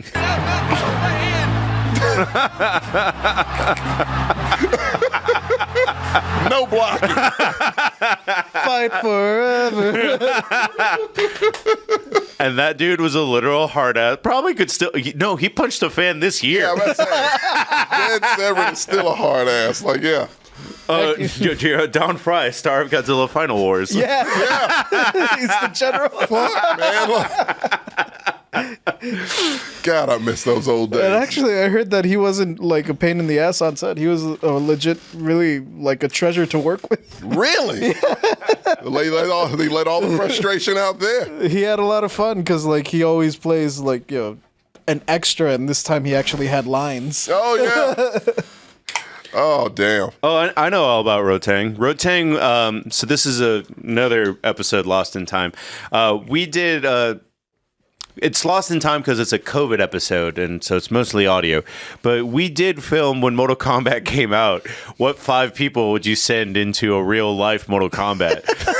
And Rotang was one of my guys. Oh, that's cool, Jojo. Jojiro met him. Met Oh on shit! Friday. Well, I think it's Tommy. Yes. yes. So, all right, I was debating which should be my number 2 out of these. So I know what my number 1 is. Number 2 is a movie I saw literally yesterday, and it's one of my favorite movies of all time as a child. Still holds up somewhat as an adult. I still enjoy it. And it's in a completely different genre than the sequel of it. So mine is Goodfellas. The sequel to Goodfellas is My Blue Heaven. What? Yeah. And it's a fun fact about that. My Blue Heaven was also written with Henry Hill in mind, from some stories that he told of when he was in witness protection. So My Blue Heaven is a super ass obscure movie starring Steve Martin and Rick Moranis. And it's a straight up comedy, like a super lighthearted comedy. But it's about Steve Martin, who is a mobster who has to go into witness protection, and his handler is Rick Moranis, so he moves to some little ass podunk California town. But he can't stop doing crimes. But he's such a slick talker that he tries. Yeah, it's so good. I love My Blue Heaven. But yeah, no, so it is. You can totally see Henry Hill just being in a small ass town trying to take advantage of people because he can't get out of his mob ways. Right. Yeah. And so yeah, that would be the sequel to Goodfellas. We go from this hardcore gangster drama to just a lighthearted comedy.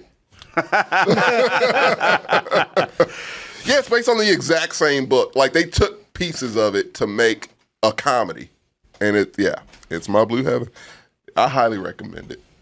If you're just in the mood for something lighthearted and fun, it still holds up to me. That's probably what I'm in the mood for tomorrow. Yeah. By the way, just a quick side note. I know in announcements, I announced we were going to do McGrew's reviews. The issue became that none of us have watched the same thing, and I actually don't like the movie reviews that we've done where it's just you're explaining one thing. Yeah. You're explaining Oppenheimer, Sam's explaining Barbie, and then it's there's no actual discussion. No connection there. Yeah, it's just someone describing it to someone else. I agree with that. I mean, we're getting up on Oscar season. You've already seen Killers of the Flower Moon. I'm going to see it. So that's definitely going to be one we talk about. I mean, I did invite Nathan to be part of the Tommies. I don't know if it's going to work. Just it honestly depends on how much TJ has seen at that point. He probably wouldn't have seen much. With him being in Japan and shit. Yeah. But it's just a matter of I want to have a really good movie discussion. As 2 of us have seen it, I think we can do it. Well, the Tommy's in next year at that point around Oscar season. Yeah. It's just based on what do you think was the best of the year kind of shit. Right. And that works better than it's just.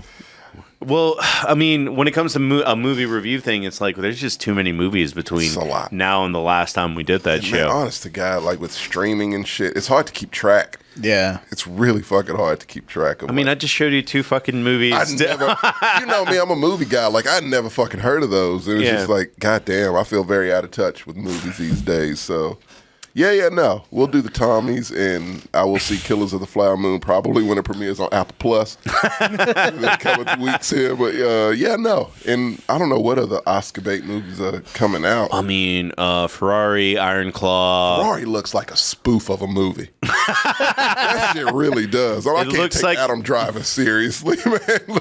I thought it was pretty cool because it's the first time an American does a European accent. Usually it works the other way. I thought it was okay. When have you not seen the trailer? I've seen the trailer and I laughed. I was like, is this real? The Color Purple musical. It'll never beat the original Serenity, which I was brought up on. I haven't seen a movie more than I've seen The Color Purple growing up. My dad showed me Scarface and my mom showed me The Color Purple. So this is why I am the way I am. I mean, just going over because I have 2 friends that I their movie tastes kind of keep me up with this is what I should be watching kind of thing. Yeah. Well, first of all, I heard The Killer that came out this week is great with Michael Fassbender. Did it come out on Netflix already? Is that a Netflix movie? It's a Netflix one. Oh, well, that'll be awesome to watch. Yeah. Yeah, that's why everyone was like, oh, yeah, it was great. I hear it's really good, actually. What about Reptile? That one seems... Reptile's not that great. It's okay. Justin Timberlake ruined it. Alicia Silverstone is really good, and I hope she has like a reconnaissance type of deal because she's fucking amazing in it. And it had potential, but it just... The trailer kind of like hooked me a little bit, but I was like, I don't know. Yeah, they overdo it, and it's just like, oh man, you almost had it. It was almost like a quieter Sicario, but they fucked it up. It's God damn it! What's that Sean Penn movie where he was like an assassin? Because it came out like right around the same time as Sicario, and I was like, oh, I remember that one. And I forgot the name of it. Was it's it like Gunman? The Gunman. The Gunman? It's the Gunman, yeah. Nobody saw it. Well, just going over my friend's list because he has a couple of things that I've missed. Okay. Number 4 is on his list of best movies of the year is Blackberry. I haven't seen Blackberry. Amazing. My only issue with Blackberry is it came out in the same time of like these series of movies that all seem the same. Yes. Yeah. And then Johnny ruined it for me because he's like, "That's just a giant fucking commercial," and I'm like, I really like Air, but thank you for fucking that up for me. Air's amazing, but I wanted to buy Jordans. I did. Well, Air, Tetris, and Blackberry all came out in the same month. I feel like, and Dumb Money kind of fits in there too. Well, Dumb Money is another one that I haven't watched yet. Like, it's all that kind of Big Short type of movies. But, like, nah, man, please don't put Blackberry with that because Blackberry stands out to me. Oh, really? It is fucking because good. I loved Air. Air's good. It's, to me, they're about what and what as far as my list goes. I have to figure out which one I'll put above the other because Blackberry fucking surprised me. Well, that's the issue is that you get 3 really... I mean, I haven't heard anyone talk bad about Tetris yet either. Tetris is okay. It's just okay? I mean, compared to those other two, it's just okay. All right. And then Asteroid City, I haven't seen, but I'm just like, that's just Wes Anderson doing Wes Anderson. It's not his best. It's just Wes Anderson shit. I did like his shorts on Netflix, the Rolling Doll shorts. Yeah. They were good because they were 15 I think minutes. he's kind of running out of material. He absolutely is. I haven't seen Asteroid City. I know people like Asteroid City, but the one before was 3 shorts. French Dispatch? Yeah. Yeah. No, I did not like French Dispatch. No, neither did I. Yeah, it was too much Wes Anderson. Yeah. It's just at this point it's all style. Like his stories aren't clicking anymore. It's just all I'm just gonna do shit in Wes Anderson style. And that's why those shorts work so well because it's already written and it's just him doing his thing with material that's already done. And it works a hell of a lot better. Oh, he's like M. Night Shyamalan? It's better is that motherfucker just from those Wes Anderson shorts is one of my favorite actors now. He killed it in those. Oh, Bone Tomahawk. God damn. That movie was hard to see. That movie is brutal as fuck, man. Another Kurt Russell movie. It is. It's great. It's a good, another obscure movie that people might not have seen. It's a Western, but it's really a horror movie. Fucking hell. I was like, hey, Kurt Russell, and he's a cowboy? Fuck yeah, man. Hell yeah, man. You're my Huckleberry. Come on. No. The bone in the jaw. Yes. Fuck. I made a mistake. It's so brutal. So this is the other Ari Aster movie, Beau is Afraid. I haven't seen that. Everyone says it's polarizing, man. Either you'll love it or you'll be like, nah. What side of the fence did you fall on? You didn't like it? I didn't care for it as much as most people do. All right, that's fine. I get what he was trying to do. I don't like Hereditary, but I love / hate Midsommar. Yeah. I will say, like, because his movies don't generally work on me. Mm-hmm. Midsommar is the one that like comes the closest to like really freaking me out. No, fuck it. Hereditary still. It's laughable in some parts, but it's some scenes that are just genuinely just freaky and weird and unsettling to me. And just like the floating body, like, why? What? Like that shit creeps me out. And Midsommar was just freaky because it was all in the daylight, and just like horrific shit in the daylight freaks me out. So. And then there's also like hidden images like in the background. Trees and shit that have faces. Yeah, all kinds of weird everything shit. Culty freaks me out. Oh, cult shit. Yeah. And it wasn't like for lack of a better way of explaining, like a funny cult. Like Children of the Corn is a funny cult. It's like it's hilarious. Yeah, I thought you were gonna say Scientology. No. Also a funny cult. But Children of the Corn, just kick those kids. You'll be fine. Kids. Yeah.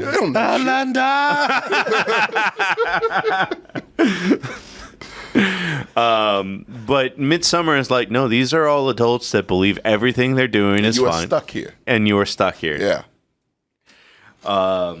Mi scusi. On his list is Past Lives, which I really wanted to see. That's a Korean movie. I really wanted to watch that one. Yeah.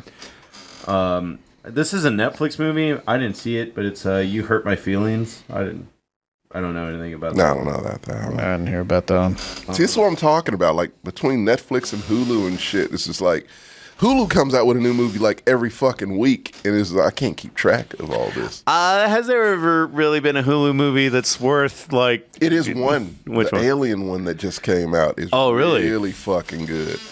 Prey is And Prey is excellent. Prey is also really good. Actually, let me look up that. boss level's not bad, but it's just Her boss level is okay. It's okay. yeah, it's okay. But there's just some element that Hulu movies are just very forgettable. Because this year I saw White Man Can't Jump, and I didn't hate it, but it's just everything about it was just like you did. First of all, Jack Harlow is somehow, because of him being a famous rapper, not as charming as Woody Harrelson. Terrible. That's the reason I hated the movie the most. Like he's awful. Everything they do is just like you're kind of referencing it and not in a cool way. No, you're just kind of half-assing it. Exactly. But no One Will Save You is the movie I recommend on Hulu. It's an alien invasion horror. Yeah. Highly recommend that. But yeah, no, like, you're right. And the sad part about like what Hulu's doing is they took 20th Century Studios. Yeah. Which was one of my favorite studios. Back in the day, you kind of trusted studios during certain points of like, oh, they make good movies. Like Universal made good movies during this point of time. 20th Century Fox made good movies during this point of time. And it's like, now you just resorted them to Hulu original movies. Yeah. And not all of them work. Palm Springs, of course, is excellent. Yeah.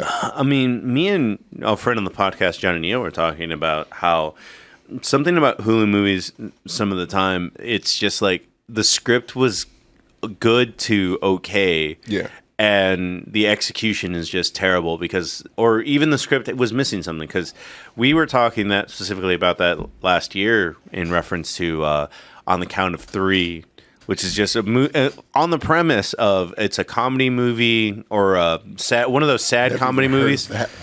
Know what? I've never heard of that one either. It's about two friends that are just like, hey, we're tired of living, so let's both shoot each other. With Gerard. Yeah. Fuck, I forgot his name. Gerard Carmichael. Yeah. Yeah. I saw the trailer for that. Well, the movie, that's why I watched it. I'm like, the idea of it, because I love a couple of dark comedies. Yeah. Wrist Cutters is something that it feels like the same. That one. Yeah, that was a good one. And it's just kind of like, all right, I can deal with the spiritual kind of, like they're in the same kind of dark comedy, funny type thing. Yeah. But there's no heart to that movie. Really? Yeah. Does it end terribly? It ends to very terrible. Fuck. I'm thinking, like, looking at the trailer, I'm like, oh, I don't think this is going to end whimsically in any way. I feel like it's going to end the exact way I feel like it's, I bet if you guessed the ending, you'd be right. I think I did. We'll talk about it after, but I was a kid. That's why I avoided the movie, because I'm like, if this ends the way I think it's going to end, I don't want to watch this. Fierro is bringing up Terrifier. Terrifier is just hostile for people. Yeah.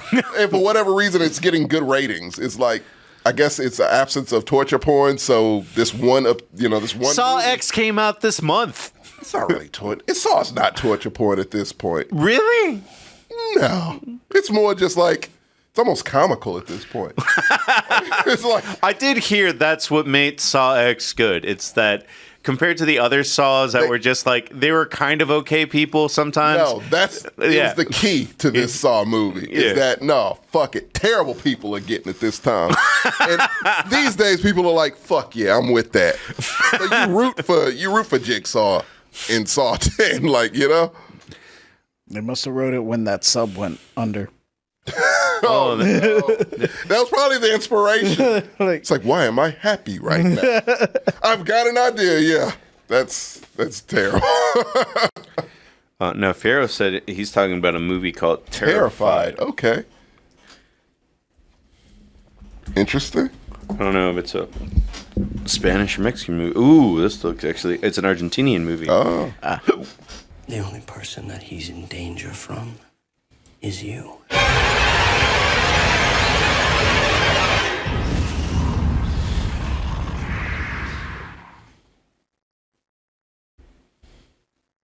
Oh, you can watch the whole movie.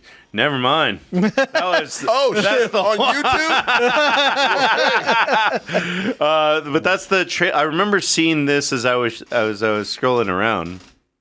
I mean, we're doing that. Also, recommendation: Hellhole on Netflix. Yeah, it's weird and freaky as shit. I recommend that. We're doing foreign horror movies.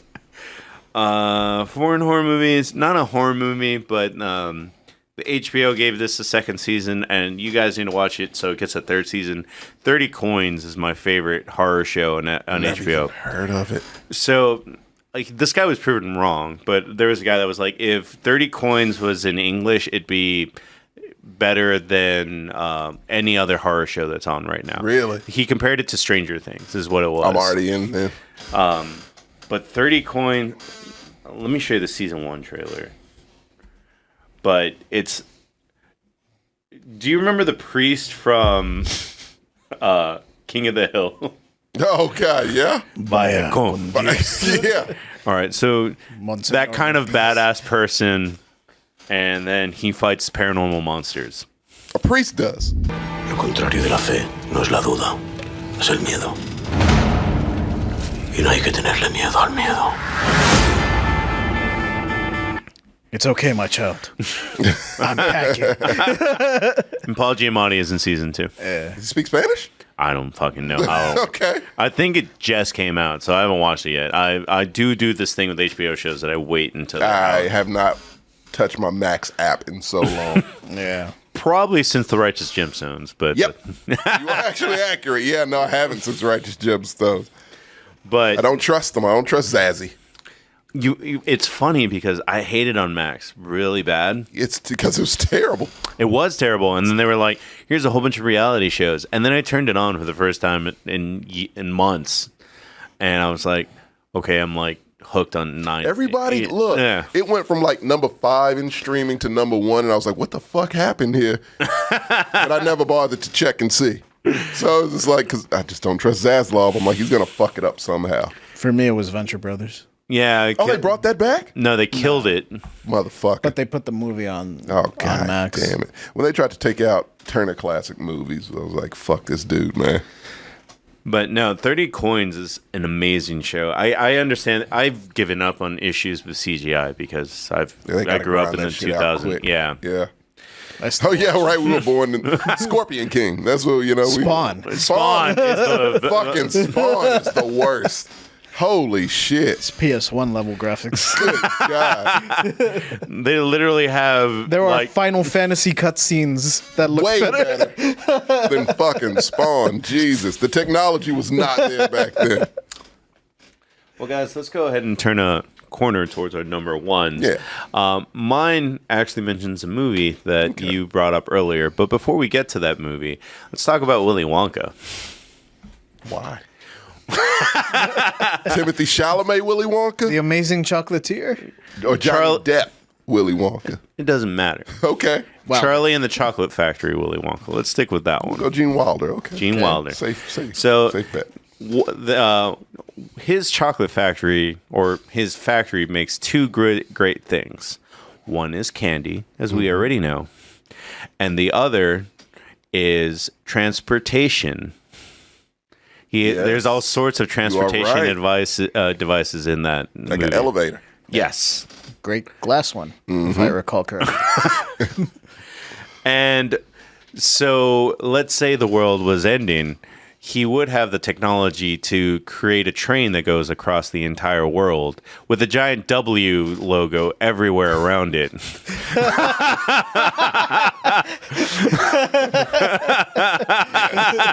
Someone mentioned it. And they would be able to produce a lot of bars of a food stuff. Soylent Green. But yes, I think that, and this is, I literally stole this theory. I didn't come up with it myself. But the more that I heard it, I was like, Snowpiercer being a sequel like to Charlie and the Chocolate Factory makes an amazing amount of sense. Yeah, so Ed Harris would be Willy Ed Wonka? Harris, yes. No, not Willy Wonka. Charlie. Oh, yes. Okay, it came together now. I got it. Yes, he would make a great Charlie. Love it. But like in the movie, there's really weird references. They make chemicals that just freeze everything instantly. Yeah. Everything is dependent on little people running the mechanics. Yes. And let's say the Oompa Loompas went extinct because it was too cold. Oh, yeah. Yeah. What is the main plot point or plot twist in Snowpiercer? Oh, that people you can actually. No, we need children. Oh, that's right. Oh yeah, because that little yeah, it's true. Fuck that yeah, that does make sense. And then, so the stories even kind of reference each other in a way. So Charlie and the Chocolate Factory, every time they go into a new room, one of the main characters dies. Snowpiercer, same thing. It's true. This is true. And then I saw this little video that I know I shouldn't this much steal other people's work, but when he's like, and then Charlie got the other kids a job, there's a transition that happens here that I was like, all right, that makes too much sense. Dad. One can easily see how this young boy with an obsession of fictional violence could grow up to become a deadly soldier. Like the killings, huh? What do you think life's all about? Mike, would you tell us?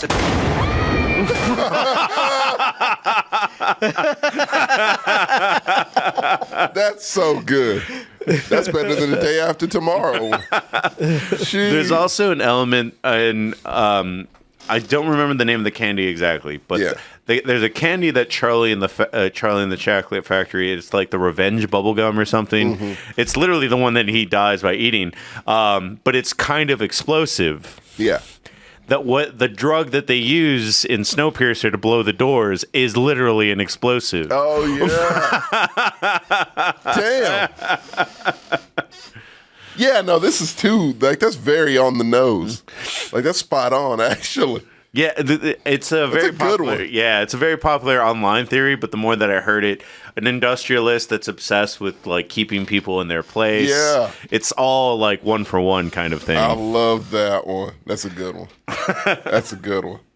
Well, JJ, what's your number one? Well, I got a couple of honorable mentions I'm gonna throw out here. They kind of don't work because they've already had like a sequel, but Metal Gear Solid 1 and 2 are prequels to Escape from LA. Yeah. So there was an online theory that I thought was very funny on that note because these are more in the same time area. The Warriors is a prequel to Escape from New York. Ooh, oh, that's a good one. Works, yeah. Because the gangs eventually win and take over. And ruin the fucking city. And the other one that doesn't work because of the way it ends, but I thought it'd be funny, and because I wanted to put an anime on the list, because it wouldn't be a JJ list without anime. Red State is... Kevin Smith Red State? Kevin Smith Red State. The way it ends... Alternate ending is the apocalypse actually happens. Yeah. That is the third impact from Evangelion. And then after that, the events of Evangelion take I like that too. But, in Red State doesn't actually happen. The ending's different. So my actual number one. There's this movie called Liar Liar.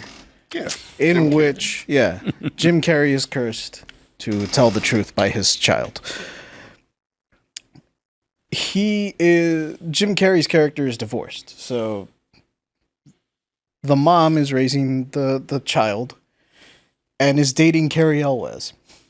I forgot Carrie Elwes' character's name. He's just always Carrie Elwes. Yes. So, at the end of the movie, spoilers if you haven't seen Liar Liar, the mom decides to stay so that Jim Carrey can still be a part of the kid's life. And Carrie Elwes has to move to Boston, I believe. Yeah. Carrie Elwes' character in Liar Liar is a doctor. Right. much like how he was a doctor in Saw. Crippled by the loss of his one true love to Jim Carrey, he decides to start over under a new assumed name. Yeah. Continues to be a doctor because shit pays, but has lost his thrill of life. He's just going through the motions, doesn't care anymore. Yeah. And becomes a victim of the Jigsaw Killer. And then the events of Saw happen. That is my number one. Liar Liar is a prequel to Saw. I like well, that. Saw is a spin-off to Liar Liar. I love when you mix genres. That's my favorite. Which I'm about to do right now. All right, go for it. But so, yeah, JJ, you had an honor. I had two honorable mentions myself. One was Waiting is a sequel to Accepted. I actually read somewhere that was the same universe. It could that one could that totally be works, a sequel. And that was the funny part. It was Waiting into Accepted into Idiocracy. Oh, I love that. I love that extra one.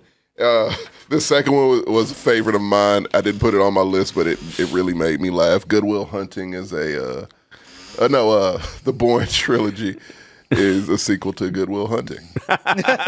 CIA recruits Will Hunting, changes his name to Jason Bourne, and there you go. But no, my number one, and I love this one, which is why it's my number one, Natural Born Killers. The sequel to that is Zombieland. Mallory dies, and what was his name in Natural Born Killers? I don't remember. Yeah, I don't either. But Woody Harrelson's character becomes Tallahassee. And what else is he going to do but kill? I love Happily. killing. Yeah.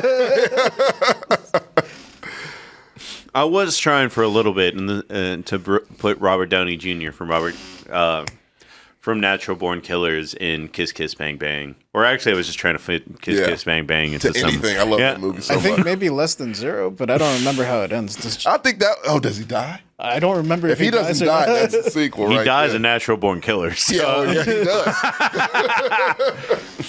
But yeah, no, that was the one I was like, yeah, I could totally see that. And what a lovely sequel that would be. Like, just go from that hardcore shit to zombies. Yeah. And comedy. Ooh, while we're on the subject, and if we still have a little time, there are some things that are connected that people might not know are connected. Like, there was a Frank Sinatra movie in the 60s called The Detective. Mm-hmm. It was based on a book. Die Hard. Yeah. Yeah. The sequel to that book was the one that they based Die Hard off of. Another one that I don't think a lot of people know. Has anyone watched Bosch on Amazon? Yeah. Mm-hmm. All right. Bosch is a series of novels written by Michael Connelly. Bosch has a half-brother in the books. It's never mentioned in the show. Mm-hmm. But the half-brother has his own series of stories. And they made a movie called The Lincoln Lawyer. No shit. Yeah, he's Bosch's half-brother. What the fuck? That's legit as hell. Okay. It's a good show, too, actually. Yeah, I do like Bosch a lot.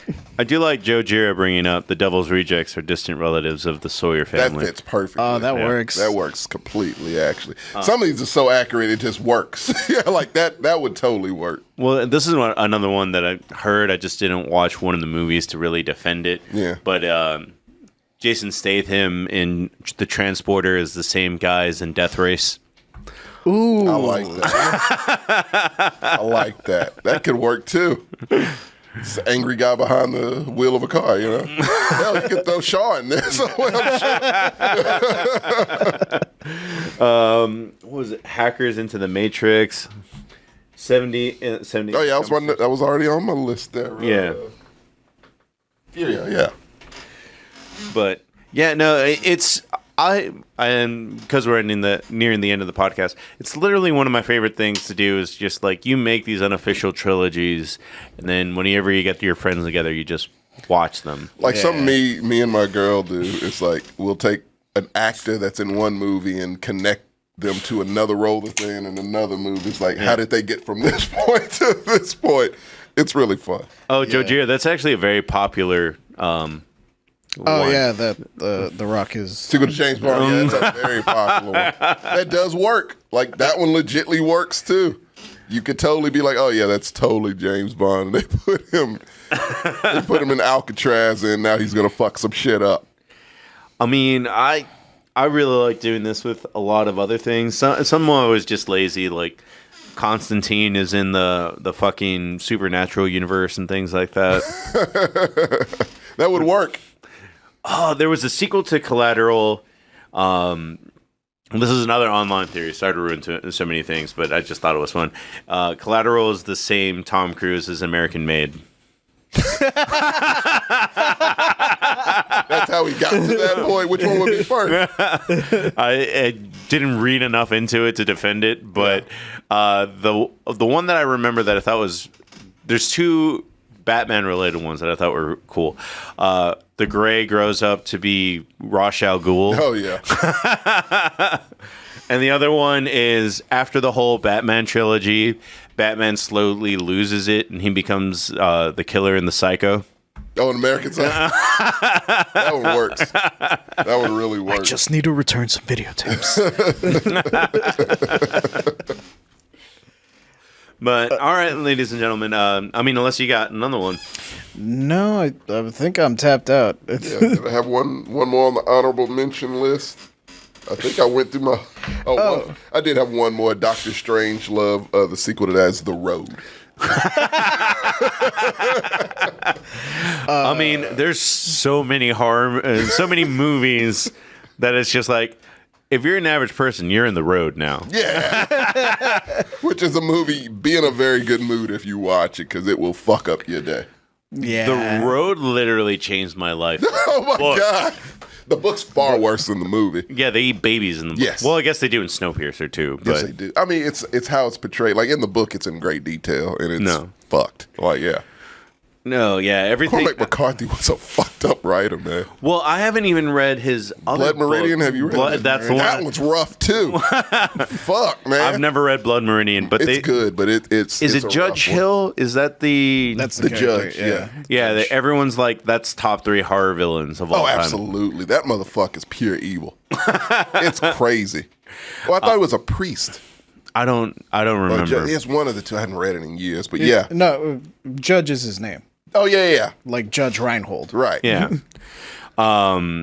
Just on a weird like tangent on this note. I mean, the 3 best horror villains that I've ever heard of, and they all come from literature, are M from I Have No Mouth and I Must Scream, Judge from Blood Meridian, and then there's like some alien race called the Zoo or something, or XU. And all they do is torture humanity for 3,000 years. Good God. What book is that one from? Let me see if I can remember I that. gotta figure that one out. Yeah, that one, I mean, it's a reason movies have not been made. Like, they've been trying to make a Blood Meridian movie for years, and it ain't happening. They almost gave it to DeFranco. Really? Fuck no. I remember it was Crow, and then Franco, James Franco. James Franco, yeah. No, it's fine. DeFranco's fine. DeFranco's cool. I like Philly D. Yeah. But James Franco, piece of shit. Yeah. But yeah, he was adapting all of like Cormac McCarthy's. Like, he had done Faulkner, and he was moving on to before he was. He was trying stopped. he was trying to get Blood Meridian. That one's hard, man. I don't know if I would even want to see it. I would, but I don't know if I would want to. Because goddamn, it is hard. I mean, what happens that makes it so bad? I guess It's just the shit he does, man. It's baffling. It's through the eyes of a kid, and it's just like those two elements are very unsettling. Are you kidding me, Shogun? Blood Meridian movie. I mean, that probably has to be made. It's like one of his most popular works, and like, of course, after No Country for, like, they've done so many of his books, like All the Pretty Horses, No Country for Old Men, which is one of my favorite movies. So like, Yeah, it's no doubt. And he died recently, so Yeah. they're gonna definitely hit up a lot of his I forgot who material. had the rights. Someone like had a stranglehold on the rights. Yeah. And let him go. Well, guys, thank you for coming out. This has been a Sync Countdown episode. Come back next week. I don't know what we're doing yet. Have a good night, y'all.